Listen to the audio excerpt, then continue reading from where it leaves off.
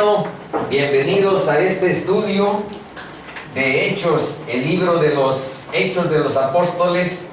Vamos a cerrar el capítulo 4 y pretendemos estudiar del versículo 1 al 11 del capítulo 5. Hay dos paquetitos. En el primero está el cierre del capítulo 4, a donde estamos revisando una oración que nos enseñaron los miembros de la primera iglesia y que conviene tomar en cuenta. Bueno, ya hicimos un ejercicio para aplicar el mismo esquema que nos enseñaron en esa escuela primitiva, en esa iglesia primitiva, y ahora solamente estamos aquí definiendo unos principios de oración. En primer término, es importante reconocer quién es Dios y quiénes somos nosotros delante de Él. Dios es todopoderoso, es nuestro creador, es el que ha diseñado el universo y lo ha creado, lo ha animado, es el autor de la vida, y nosotros somos pecadores. Estamos en rebelión con su palabra y nos negamos a seguirla porque preferimos gobernarnos por nuestro criterio, por nuestra sabiduría, por nuestra prudencia, por nuestra inteligencia, y no tomar en cuenta la palabra de Dios para nuestra guía. Ahí está parte del problema en nuestra relación. Hay un plan divino en Cristo Jesús para reconciliarnos con nuestro Padre, y es reconociendo por fe la obra que Él hizo en la cruz, para que en la justicia divina que se aplicó ahí en la cruz, porque fue sustituto de nosotros, fue sustituto de los pecadores que merecíamos nosotros esa condena. Y ahí está la esperanza, ahí está la reconciliación, ahí está.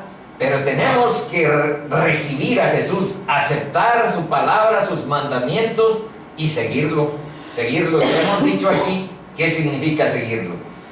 Otro principio importante es ver nuestras circunstancias a la luz de la palabra de Dios. Es importante intercalar en nuestras oraciones algunos versos que sepamos de memoria o algunos versos que estemos leyendo de la palabra de Dios. Enriquece la perspectiva de orar, porque orar no es nada más decir nuestras peticiones y decir nuestra palabra, sino tratar de escuchar la voz de Dios, y la voz de Dios habla a partir de su palabra, de lo que está en la Biblia. Para eso dice que hay que intercalar algunos versos de la palabra de Dios que nos ayuden a focalizar en sus promesas nuestros anhelos o nuestras peticiones.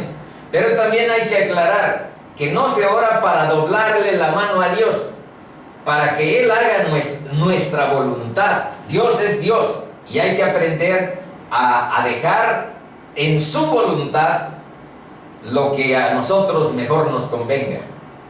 Por eso el Padre nuestro dice: hágase, Señor, tu voluntad en los cielos, en la tierra como en los cielos. Ahí hay una pista importante. El modelo de oración siempre lo será el Padre Nuestro. Sin embargo, no es para que se esté repitiendo de manera ilimitada y mecánica, sino para que lo tomemos como un esquema importante que Jesús nos enseñó, pero que con nuestras propias palabras vayamos integrando esa oración que necesitamos. Cuando uno convierte la vida a Dios, entonces te das cuenta de la inmensa necesidad que hay de orar. Mientras no hay una conversión real de nuestro corazón, un cambio en nuestro corazón, no vemos que sea tan importante, pues exageran, ¿qué tanto están hablando de oración? Hay fuerzas poderosas, como más abajo vamos a ver. Vean lo que dice este versículo, me voy a adelantar un poco. Dice: porque no tenemos lucha contra sangre y carne. Nosotros no tenemos enemigos personales, les había dicho, sino contra potestades, contra principados, contra potestades, contra los gobernadores de las tinieblas de este siglo, contra huestes espirituales de maldad en las regiones celestes. Una de las grandes mentiras que nos asusa Satanás en nuestro oído es: no existo. En otras palabras, no hay esa fuerza, esa potestad, esos principados que dice la Biblia. La Biblia debe mentir entonces, porque está claramente definido aquí que hay un poder en el mundo que es el que gobierna en cierta manera la perversión, lo que gobierna las concupiscencias, lo que gobierna la maldad en la vida. Pero ciertamente entonces es ahí donde está focalizada nuestra intervención, nuestra lucha. Dice otro punto de arriba: necesitamos saber que no estamos en conflicto contra carne ni sangre, es lo que acabamos de decir. 4. Es importante reconocer el pecado y pedir en el nombre de Jesús. Eso es lo que está en esta parte. Y hay algo importante en este último versículo. Vamos a leer. Y cuando ores, vean a dónde está, porque les decíamos que no digan oraciones de manera mecánica. No es una invención, no es un punto de vista, es la palabra quien lo dice.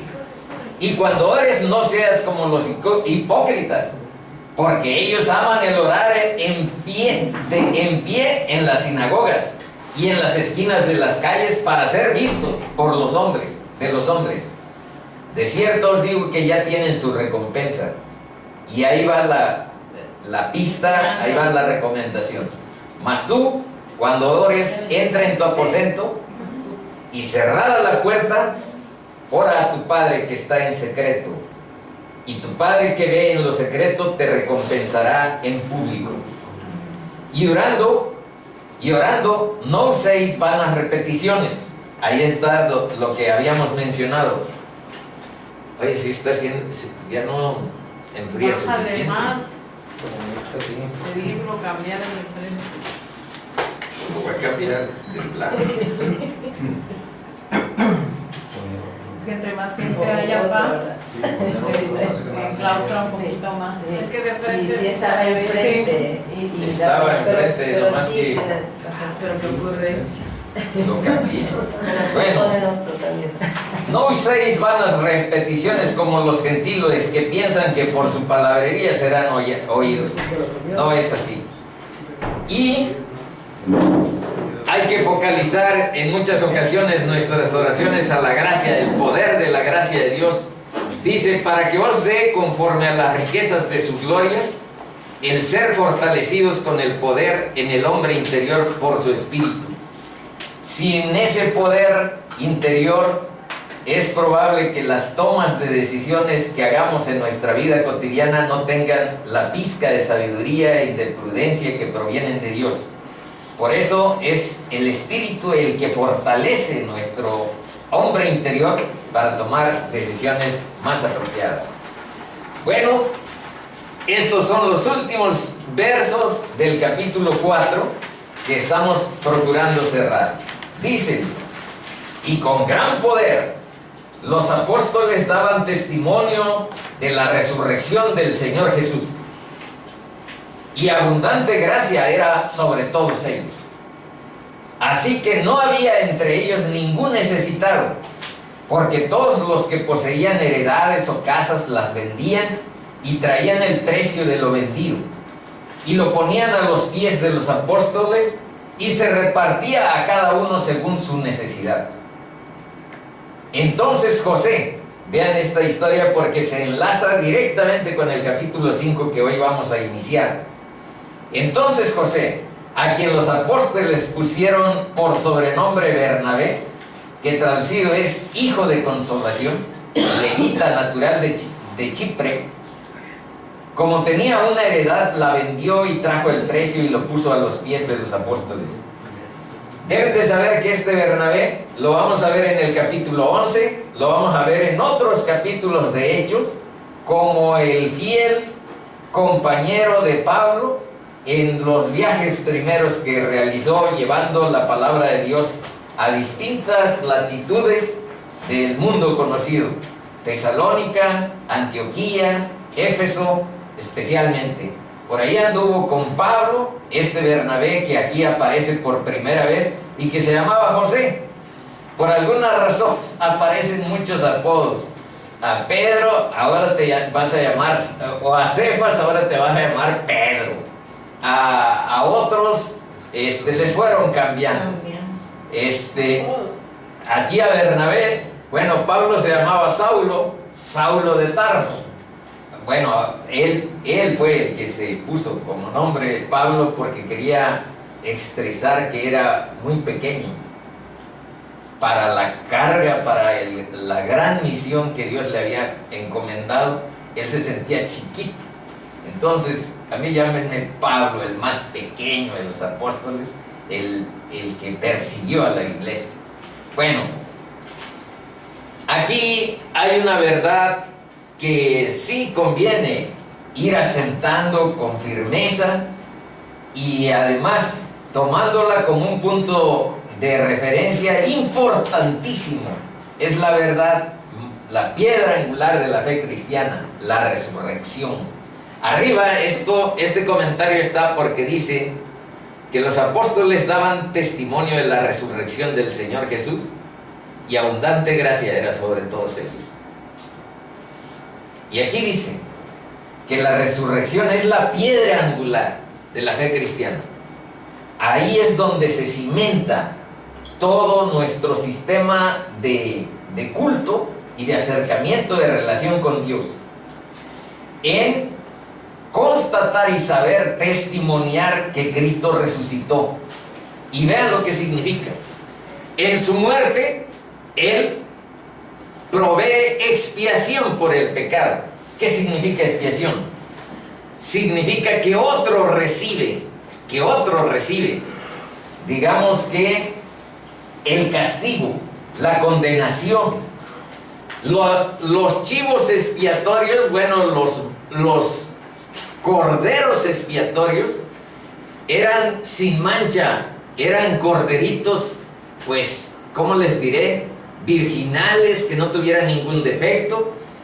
Y Dios les enseñó que degollarlos y poner las manos mientras estaba desangrando, aquello que da horror, pero más horror nos debiera de dar nuestro pecado. Él enseñó al pueblo de Israel que mediante ese mecanismo de expiación uno tenía ahí como un sentido de arrepentimiento de los pecados cometidos. Y sin sangre no hay remisión de pecados. Entonces, esa sangre de Jesús, del mismo Dios, que dio en su muerte, fue la expiación por el pecado que Él no cometió. Porque la Biblia, cuando te estás enamorando de un personaje como David, de pronto te dice que fue adúltero y que fue asesino. Si te estás enamorando un poco de Pablo por su empuje, por su entrega y por lo que sea, de pronto te va a mostrar inconsistencias del carácter de Pablo. Por ejemplo, cuando iba en uno de sus viajes, lo acompañó Marcos, que aquí se llama Juan Marcos. Pero como estaba muy joven, pues cuando vio que las cosas estaban complicadas, andar caminando en el desierto, lo dejó a Pablo. Y él siguió su ruta, y en otra ocasión se juntaron, y otro personaje que se llama Silas, iban a ir Silas, Pablo, y Juan Marcos, que fue el que escribió el Evangelio de Marcos. Pero entonces Pablo, con algo de resentimiento, ya no quiso que lo acompañara Juan Marcos. Y eso la Biblia, que es la palabra de Dios, no oculta las debilidades de nadie. Lo mismo te dice de David, lo mismo te dice de Pablo. Y hoy vamos a ver un texto especialmente difícil de tratar, porque se trata de un castigo que Dios hace, de hecho, matando a un matrimonio. Entonces, que eso esté asentado en la Biblia, ¿cuáles adeptos o cuál gustosos van a escuchar? La palabra de Dios no toma en cuenta que te guste, que te agrade mucho la conveniencia, que más o menos se encuadre a tu gusto, sino a la verdad de Dios. Y hay que acostumbrarnos a ella, a la verdad de Dios. Bueno, vean lo que dice algo de la expiación. En la muerte provee la expiación por el pecado, y en la resurrección provee para nosotros el triunfo sobre la muerte y la vida eterna. Por eso es importante tomar en cuenta esta referencia de la resurrección como la piedra angular sobre la que se erige todo el edificio. Ahí está nuestra esperanza de que el pecado que nosotros cometimos no constituya pena, condenación, muerte eterna, y que estemos ahí en la vida eterna con Cristo Jesús. Ese es. Ahora vean algo referente a la expiación. Y hará traer a Aarón el becerro que era para expiación suya, y hará la reconciliación por sí y por su casa, y degollará en expiación el becerro que es suyo. Después degollará el macho cabrío en expiación por el pecado del pueblo. Este es la expiación por el sumo sacerdote. Esta es expiación por el pecado del pueblo. Y llevará la sangre detrás del velo adentro, y hará de la sangre como hizo con la sangre del becerro, y las esparcirá sobre el propiciatorio y delante del propiciatorio. Ahora, eso es de becerros y de machos cabríos, pero esta es la sangre sagrada de nuestro Salvador. Y sin embargo Él lo dijo: porque esto es mi sangre del nuevo pacto, que por muchos es derramada para remisión de los pecados. Hay que procurar estar en estos muchos, porque no dijo por todos es derramada, por muchos es derramada. Bueno, esta es la última parte de el capítulo 4. Dice: y casi todo es purificado según la ley con sangre, y sin derramamiento de sangre no se hace remisión. Eso es lo que les comenté con anterioridad. Y vean lo que dice Pedro: sabiendo que fuisteis rescatados de vuestra vana manera de vivir, la cual recibisteis de vuestros padres, no con cosas corruptibles como oro o plata, sino con la sangre, otra vez, con la sangre preciosa de Cristo, como de un cordero sin mancha y sin contaminación. Pero si andamos en luz, 1 Juan, como Él está en luz, tenemos comunión unos con otros, y la sangre de Jesucristo, su Hijo, nos limpia de todo pecado. Quien llevó Él mismo nuestros pecados en su cuerpo sobre el madero, para que nosotros, estando muertos al pecado, vivamos a la justicia. Por último, dice: todavía un poco, y el mundo no me verá más, pero vosotros me veréis, porque yo vivo, vosotros también viviréis. Mas ¿qué dice? Cerca de ti está la palabra, en tu boca y en tu corazón. Esta es la palabra de fe que predicamos: que si confesares con tu boca que Jesús es el Señor, y creyeres en tu corazón que Dios le levantó de los muertos, serás salvo. Porque con el corazón se cree para justicia, pero con la boca se confiesa para salvación. Pues la Escritura dice: todo aquel que en Él creyere no será avergonzado. Porque no hay diferencia entre judío y griego, pues el mismo que es Señor de todos es rico para con todos los que le invocan. Porque todo aquel que invocare el nombre del Señor será salvo. Ese es Romanos 10, del 8 al 13. Esto ya lo leímos, lo pusimos la vez pasada porque les decíamos que no podemos estar todo el tiempo enfocados al ABC del cristianismo, que debemos de ver más adelante para ir creciendo, madurando y teniendo frutos. Y hoy justamente vamos a ver el inicio del capítulo 5, que aquí está, a donde se necesita cierta maduración espiritual. Bueno, vamos a ver qué dice el capítulo 5. Pero cierto hombre llamado Ananías, por ahí en la página 2 dice qué significa Ananías. Dios es lleno de gracia, significa Ananías. Y Zafira significa hermosa, tan hermosa como un zafiro. Bueno, pero aquí vamos a ver que sus hechos no fueron tan hermosos de ninguno de los dos. Pero cierto hombre llamado Ananías, con Zafira su mujer, vendió su heredad, vendió una heredad y sustrajo del precio, sabiéndolo también su mujer. Y trayendo solo una parte, la puso a los pies de los apóstoles. Miren, antes de que siga, yo quiero que junten, a ver, estos dos. Por alguna razón está cortado el capítulo 4 y el capítulo 5, en realidad es un texto seguido.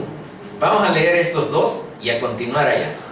Entonces José, a quien los apóstoles les pusieron por sobrenombre Bernabé, que traducido es hijo de consolación, levita natural de Chipre, como tenía una heredad, la vendió y trajo el precio y lo puso a los pies de los apóstoles. Ahora vean, pero cierto hombre está conectado, pero cierto hombre llamado Ananías, con Zafira su mujer, vendió una heredad y sustrajo del precio, sabiéndolo también su mujer, y trayendo solo una parte, lo puso a los pies de los apóstoles. Y dijo Pedro: Ananías, ¿por qué llenó Satanás tu corazón para que mintieses al Espíritu Santo y sustrajeses del precio de la heredad? Y vean lo que les dice: pues era tuya, tú la podías, pero no engañes. Bueno, sigo mejor leyendo. Reteniéndola, no se te quedaba a ti, pues es tuya. Y vendida, no estaba en tu poder el dinero y lo que tú quisieras dar. ¿Por qué pusiste esto en tu corazón? No has mentido a los hombres, sino a Dios. Entonces vean que ahí también, entre el verso 3 y 4, nos dice claramente que el Espíritu Santo es Dios. Para aclararlo a determinadas creencias o denominaciones que dicen que el Espíritu Santo es un poder, es algo de no sé qué naturaleza, el Espíritu Santo, según la palabra de Dios, es Dios. Al oír Ananías estas palabras, vean aquí, el primero cayó y murió. Ahí es donde les decía, si la Biblia no fuera la palabra de Dios, pues no estaría registrado este hecho, porque a todos nos asusta. Más abajo dice eso, vean, dice: y al oír Ananías estas palabras, cayó y expiró, y vino gran temor sobre todos los que lo oyeron. Y también a mí me da temor. Y levantándose los jóvenes, lo envolvieron, sacándolo, lo sepultaron. Vamos a terminar de leer los 11 versos y hoy vamos a ver del capítulo 5. Y sigue otro, pasado un lapso como de 3 horas, ahí se quedó el primer difunto. Pasaron 3 horas, hubo un tiempo, por ahí vamos a ver un verso a donde dice: te doy tiempo para que te arrepientas, pero ninguno de estos se arrepintió, ni el A ni el B. Pasado un lapso como de 3 horas, sucedió que entró su mujer, no sabiendo lo que había acontecido con el marido. Entonces Pedro le dijo: dime, ¿vendisteis en tanto la heredad? Y ella, en vez de decir la verdad, dijo, y arrepentirse y pedir perdón y decirle a Dios algo. Y ella dijo, sí, en tanto. Y Pedro le dijo, ¿por qué convenisteis en tentar al Espíritu del Señor? He aquí a la puerta los pies de los que han sepultado a tu marido y te sacarán a ti. Al instante ella cayó a los pies de él y expiró. Murió también. Y cuando entraron los jóvenes, la hallaron muerta y la sacaron y la sepultaron junto a su marido. Y otra vez, y vino gran temor sobre la iglesia. Pásale, joven. Bueno.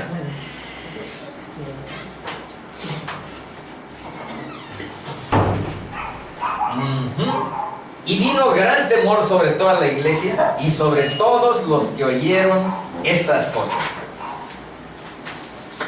Miren, toda la escritura, dice la segunda de Timoteo 3:16, es inspirada por Dios.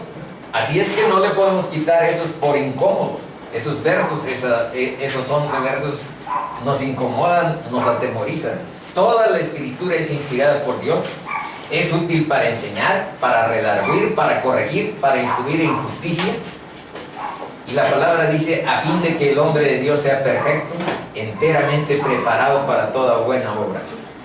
Tiene pues un propósito para alumbrar nuestra vida, el haber dejado registrado este hecho.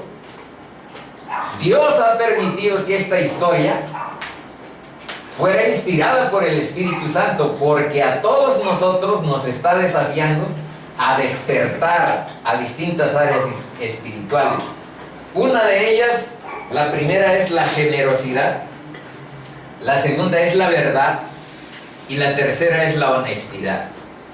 Ahora vamos a analizar estos 11 versos a partir de esta página. Dice que la iglesia, ¿por qué sucedió este hecho tan lamentable? ¿Por qué? Vamos viendo algunos aspectos, analizando el contexto para ver si entendemos. Hay una conclusión por ahí, pero yo creo que nos va a ayudar a analizar el contexto. Dice que la iglesia de Cristo está comenzando en el mundo. Se están poniendo los cimientos del cristianismo. No hay tradición más que del judaísmo, eso sí, hay tradición milenaria. Aquí estoy. Y estos son unos de los rasgos o características de esta nueva iglesia. Primero, sencillez y sinceridad de corazón. No hay una gran estructura de que aquí están la jerarquía eclesiástica, este es el A, este es el B. No quiero hacer denominaciones, no quiero hacer menciones para no herir a nadie, pero ustedes las conocen, de las jerarquías que hay. Bueno, pues en la iglesia primitiva, en la iglesia cristiana, en realidad no hay más que sencillez. Hay, por supuesto, distintos ministerios de enseñanza. Los propios apóstoles son un sector, pero no es compleja, es sencilla y hay sinceridad de corazón. Y regeneración, ¿qué significa? La gente que acude ha vuelto a nacer, a nueva vida. El Espíritu del Santo mora en sus corazones. Dios les ha puesto el poder de su Espíritu frente al pecado. Mientras no lo tenemos, nuestro discurso es moralizante. Pórtense bien, no vean a las mujeres si ya están casados, no vayan a tener, etc. Pero eso es un discurso moral que, si no tenemos el poder de Dios en nuestro corazón, pues nada más se queda en simple prédica y no hay impacto transformacional en nuestra vida. Hay que orar y entregar nuestra vida a Cristo y verán que Dios nos da su Espíritu para estar empoderado frente al pecado. Otro rasgo es la generosidad y la fraternidad. Acabamos de leer que vendían sus propiedades, Aquí no les estamos recomendando en ningún sentido algo al respecto.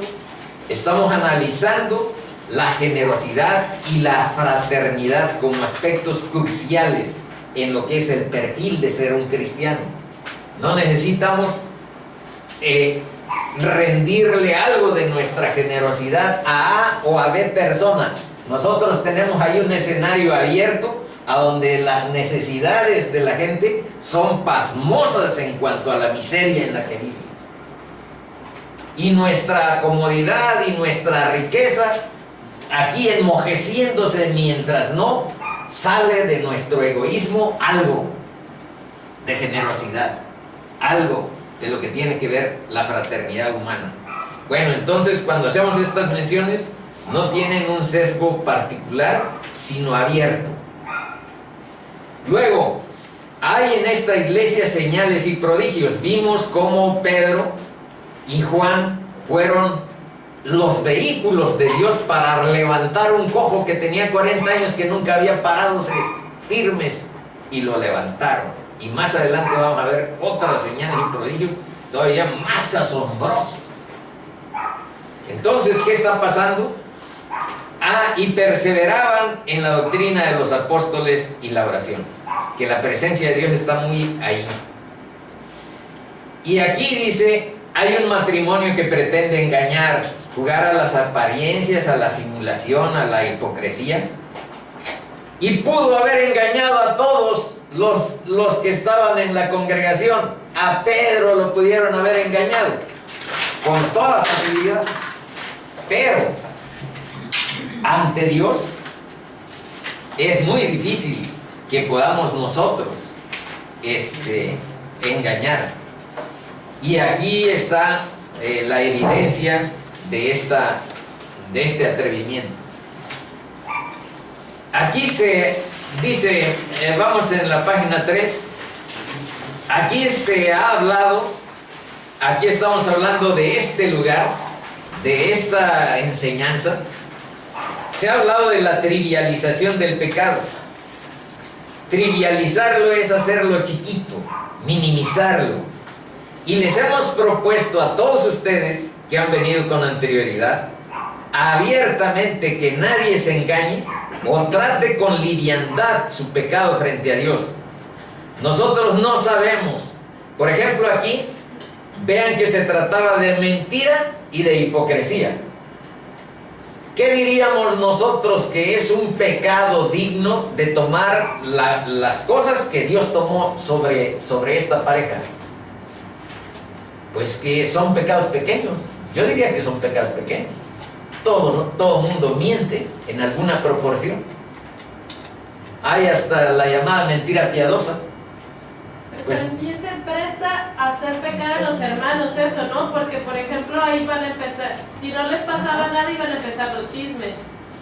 Porque alguien iba a decir, no, pues yo le pagué tanto por esa propiedad, como que nada más dio una parte. Entonces iban a empezar los chismes ahí, e iba a hacer pecar a sus hermanos. Son muy grandes. Muy bien. Entonces, ciertamente de lo que estamos aquí tratando es de que nosotros no juzguemos nuestro propio pecado.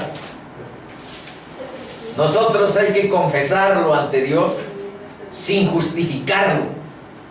Y hay que pedir perdón por lo que Él considere, porque nosotros no tenemos la capacidad de ver el pecado como lo ve Dios. Nosotros lo vemos light. Nosotros lo vemos como si nada. Es más, ni pecado nos vemos. Yo soy re bueno. Yo soy re bueno. ¿Para qué me están hablando del pecado? ¿De qué me voy a arrepentir si yo no necesito un salvador? Solito me salvo.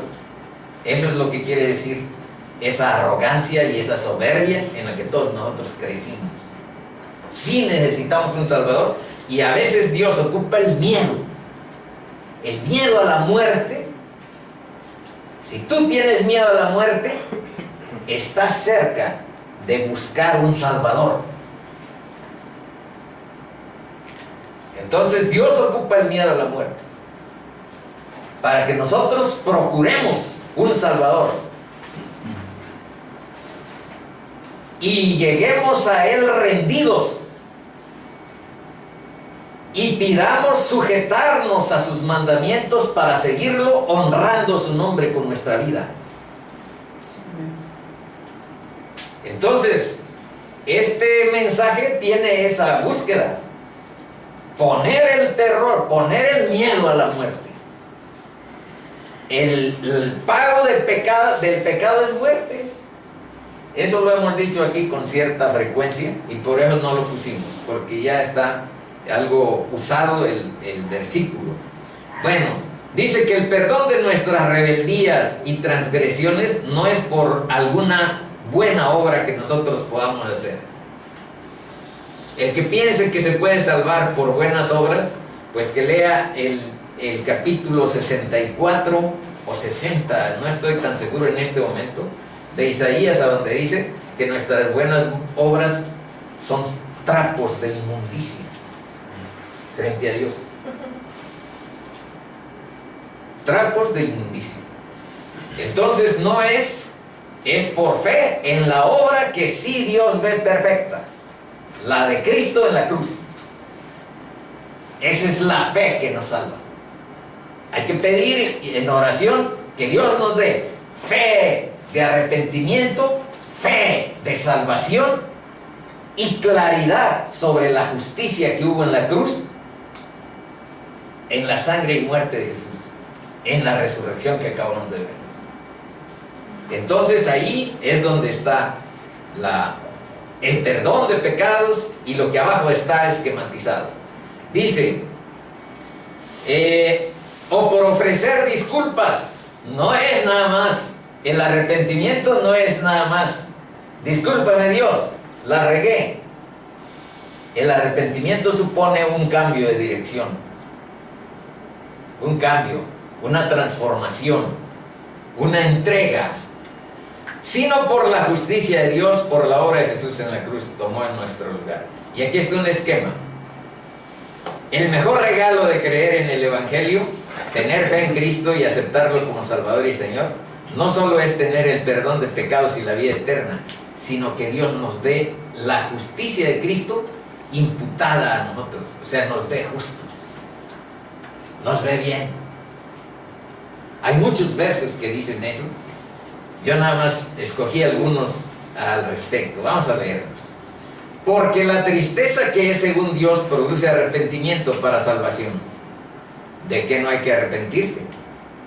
Pero la tristeza del mundo produce depre y muerte, caminos así. Dice aquí, bueno, y entonces siendo pecadores, ¿por qué estamos? Vean aquí lo que dice Lamentaciones 3, 22 y 23. Por la misericordia de Dios no hemos sido consumidos, porque nunca han decayeron sus misericordias. Nuevas son cada mañana, grande es la fidelidad de Dios.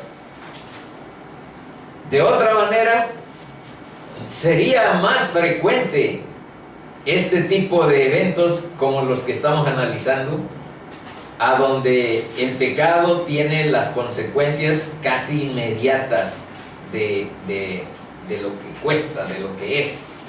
Bueno, y vean lo que sucede aquí, anulando el acta de los decretos que había contra nosotros, que nos era contraria, dice, quitándola de en medio y clavándola en la cruz.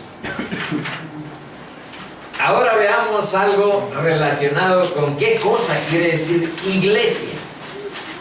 Este es griego, es la palabra original que está en el Nuevo Testamento.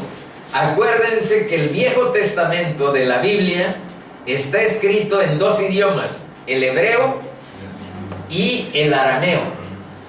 Y el Nuevo Testamento, todo el Nuevo Testamento está escrito en un solo idioma, el griego. Y por eso, en algunas ocasiones tenemos que ver el origen de la palabra para ir determinando los significados más adecuados. Aquí hay dos palabras, eclesía y eclectos. ¿Qué significa eclesía? Significa iglesia. ¿Pero qué significa iglesia? ¿El edificio? No.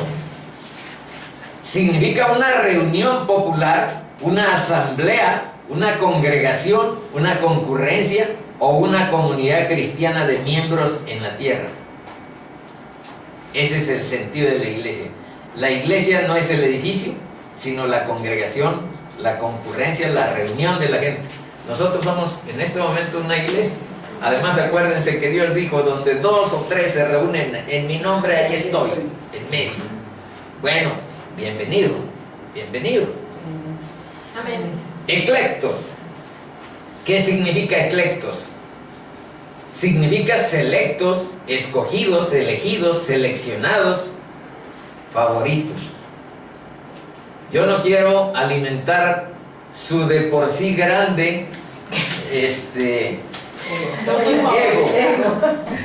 pero las personas que pertenecen a la fe cristiana son personas seleccionadas, escogidas, elegidas por Dios. Sí, amén. Favorita. Me gusta más. Dejemos el egoísmo, dejemos la vanidad, dejemos eso. Algo tiene que ver la palabra santificación. Quiere decir apartado para realizar los propósitos de Dios. Para eso nos escoge. No para que nos ufanemos, nos vanagloriemos, yo soy escogido, soy cristiano. Es al revés. El cristiano parte de la humildad y del perfil más bajo, es al revés. Este es un currículum al revés, a como en el mundo nos lo enseñan. Sí, que tienes un grado, pues ufánate, busca honores, porque ya tienes un grado. Aquí, si Dios te escoge y te selecciona, es para que realices el propósito de Dios en tu vida. Así es. Te apartes para realizar su propósito. Bueno, eso significa eclectos. Y ahora vean por qué estamos analizando esto. Chicos, está naciendo el cristianismo frente a una religión milenaria que tiene miles de años, el judaísmo. Dice, el judaísmo está siendo reemplazado y va a costar muertes y va a costar sangre esta lucha. Vamos a ver más adelante. No crean que es un anuncio alarmista o sensacionalista. No pertenezco a la prensa amarillista. Sencillamente vamos a ver, en el capítulo 6 está, por ejemplo, cómo apedrean a Esteban. ¿Por qué? Porque les cuenta todo el Viejo Testamento en un discurso, les dice que el Mesías que ellos no reconocieron era Jesús, y defiende el testimonio de su resurrección y de su vida y de su enseñanza en frente de quienes lo asesinaron y lo mandaron a la cruz. ¿Qué hicieron? Lo apedrearon a Esteban. Pero ese fue el tercero y último asesinato que Dios les dejó hacer sin que hubiera pues cierto alejamiento del reino de Dios para ellos. Porque el primero fue Juan el Bautista y el segundo fue Cristo. Entonces fue agravio contra el Padre, el testimonio de Juan el Bautista, agravio contra el Hijo, haber asesinado al Mesías, y agravio frente al Espíritu Santo, haber asesinado a Esteban, ya en la época en que el Espíritu Santo estaba en la tierra. Entonces ahí van a ver que hay cierto, ahí lo vamos a ver conforme a la palabra diga, no conforme a mis apreciaciones. Dice, ya no es representación correcta del carácter de Dios vivo de Israel el judaísmo. Ya no representa. Y vamos a analizar 4 cosas a donde el judaísmo no representa ya de manera correcta el carácter de Dios. ¿Cuál es el carácter de Dios? Pues necesitamos muchas sesiones, pero así rápido tenemos que verlo en el equilibrio entre misericordia y amor. Dios es amor, Dios es misericordia, correcto, pero no nada más. Pero no nada más. Porque nada más ver ese perfil es apostasía, es mentira. Dios también, junto con misericordia y con amor, es santidad y es justicia.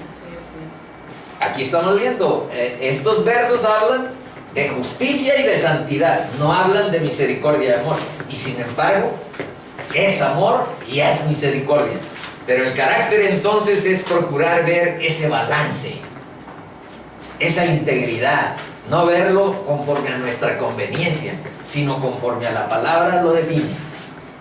Bueno, entonces vamos a seguir. Dice, primero, no reconocieron el tiempo de la visitación del Mesías, por eso el judaísmo va a la baja. Segundo, vamos a ver que el templo tenía muchos problemas. La religión y los frutos espirituales estaban en crisis. Primero, vamos a ver la visitación.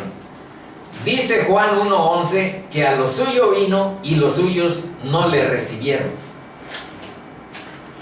No se dieron cuenta de que había venido el Mesías, que lo habían anunciado Moisés, Isaías, Jeremías.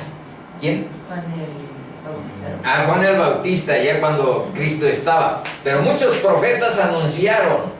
Miqueas dijo el lugar a donde iban a ser, que iban a ser en Belén, Efrata.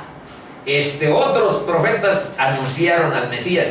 Y muchos israelitas en sus cultos, en sus fiestas, siempre estaban orando por la venida del Mesías. Siempre estuvieron orando, todavía ahora siguen viendo al cielo y pidiendo su Mesías, siendo que ya vino hace 2000 años y lo crucificaron y no se dieron cuenta.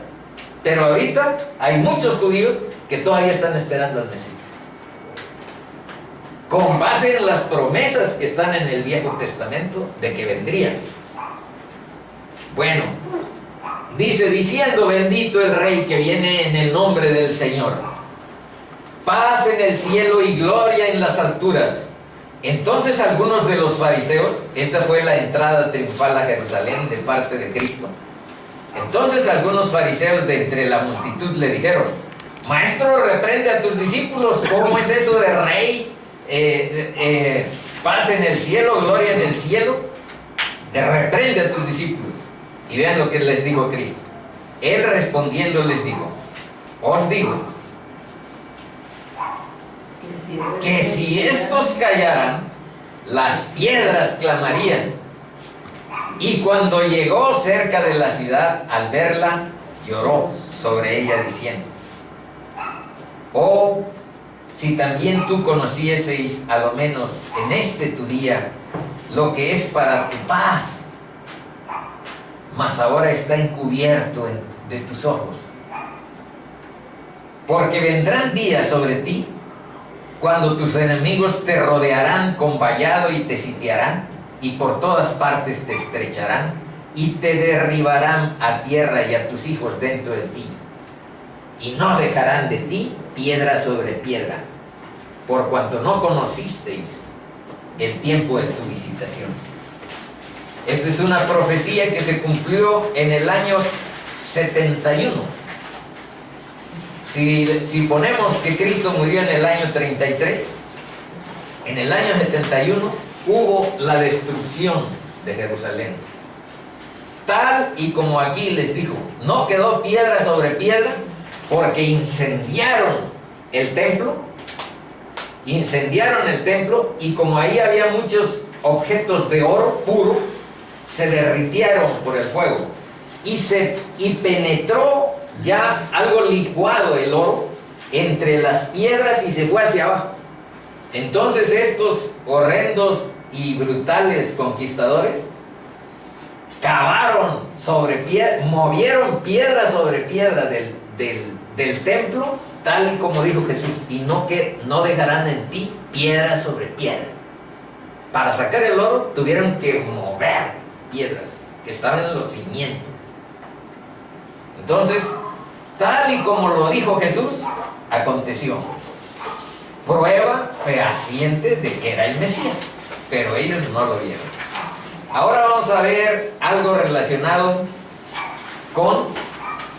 seguimos viendo sobre el judaísmo. los cuales mataron al Señor Jesús, estamos hablando de los judíos ahora, y a sus propios profetas, y a nosotros nos expulsaron, está hablando Pablo, y no agradan a Dios y se oponen a todos los hombres, impidiéndoles hablar a los gentiles para que éstos se salven. Así, colman ellos siempre la medida de sus pecados, pues vino sobre ellos la ira hasta el extremo. Miren, este verso se ocupa para tener repugnancia contra los judíos, y tampoco eso es justo.